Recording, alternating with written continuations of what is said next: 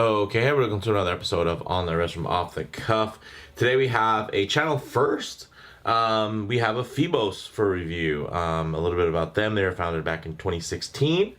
And since 2019, all Phoibos watches have been made in Hong Kong. They come with a 2-year manufacturer's warranty for their automatic watches, and their North American service center is Time Tech Watch Service Center located in Los Angeles, which apparently is the #1 watch service center in the West Coast. So I thought that was actually really interesting, and I would have never guessed that from this brand.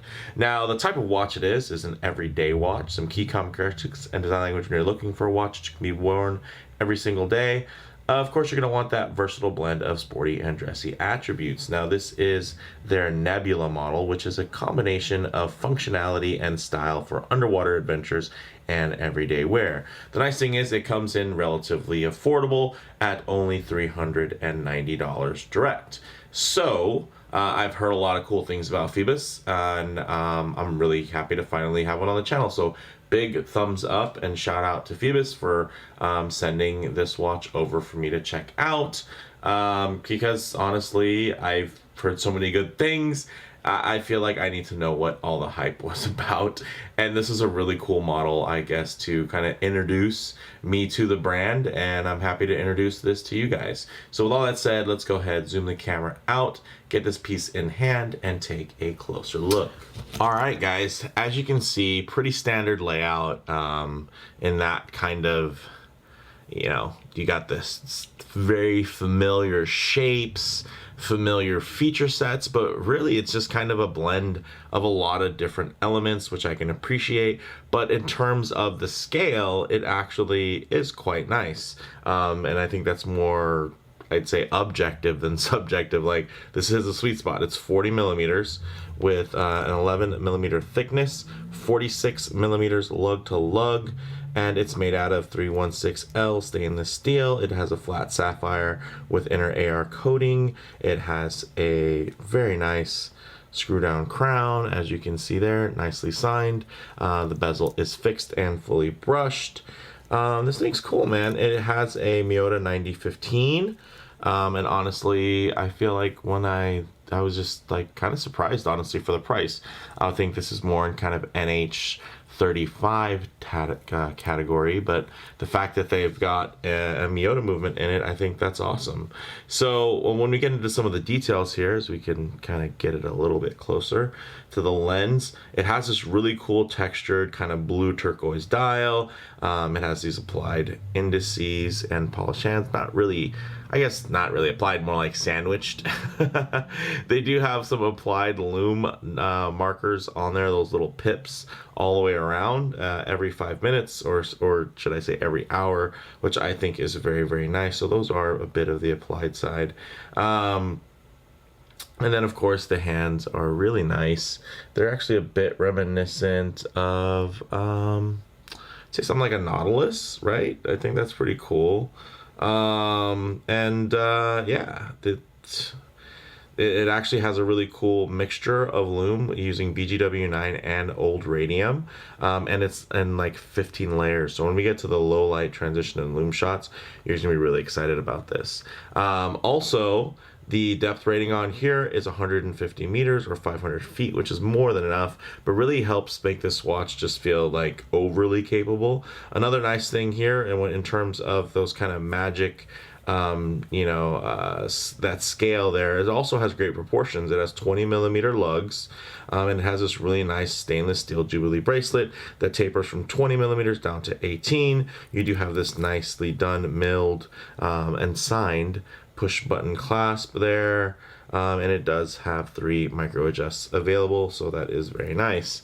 So yeah, I'm digging this one, guys. It definitely has some really interesting things that it plays with the light. It's kind of, you know, a little touch of Railmaster, a little touch of Panerai, you know, some Patek thrown in there with those Nautilus style hands for good measure. Maybe a little bit of Omega I can see within this kind of case structure with this nice beveling. As you can see, very nice transition there. And then you do have brushed and polished, of course, and you have a really nice folding clasp. You can see fully milled, nothing stamped there, very nice. You have a beautiful stamped case back, which looks great.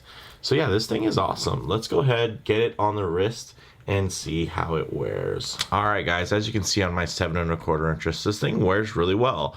I know some of you are thinking this probably would have been nicer at a 38 or 39, but I will say, because of the sporty nature, the 40mm is not bad at all. I'm definitely digging this, and I like the way that kind of fume effect on the dial really helps kind of shrink down the proportions a bit. So that's really cool, and you can see it lays really nicely on the wrist. Just drapes super nice, of course, with a very, articulated Jubilee bracelet there.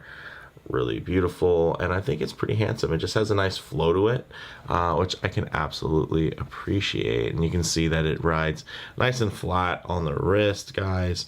11mm thick, and some of that is even kind of eaten up by that case back just resting on the back of your wrist. So yeah, there's definitely a lot to like here, which I really can enjoy. And I think, of course, without any lens distortion, you have the hand further away. It looks great. You get a little bit closer, it might seem a little large and in charge, but you can see here, get a little arm in there. That's actually a really well proportioned timepiece, and you can see it has great light play. So with all that, let's go ahead, get this off the wrist, set it up for some lume shots and low light transition. All right, let's go ahead and hit the lights here. Oh, look at that. Even the date window is loomed. Very, very cool. The nice thing is you're going to get, of course, that great orientation. You got 2 dots at 12. Also, directly adjacent from that, you do have that framed date window, which looks great. But one thing I also like to work in here when we're doing our lume shots is some low light transition, because you're not always going to be out in the middle of a field enjoying direct sunlight. A lot of times you could be coming in and out of a building, maybe walking underneath an overhang, or just spending time in your favorite automobile. So I do like to kind of show what the watches will look like in mixed light. Ooh, look at that dial in mixed lighting conditions. Just to kind of give you a more true picture of how this thing is going to render in real life. With that said, I even get into some less flattering light there with the very harsh lighting, which would, it's obviously less than optimal, very high contrast, so it does make any imperfections stand out. As you can see, the finish here on the entire watch is really quite nice and quite strong. Nothing luxurious or anything like that, but oh my goodness, this dial, look at the way it just sucks that light in and just glows. It just beams beautifully. Really, really well done on your guys' side for that reflective nature. Very, very beautiful.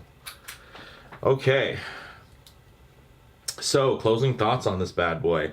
On the wrist, very classic proportions. It wears really well. You have cool design elements that mesh together really nicely, honestly. In terms of model variants, definitely check for current availability. In terms of comparable models, yeah, again, a bit of kind of that Omega, Aquaterra, Railmaster-ish space.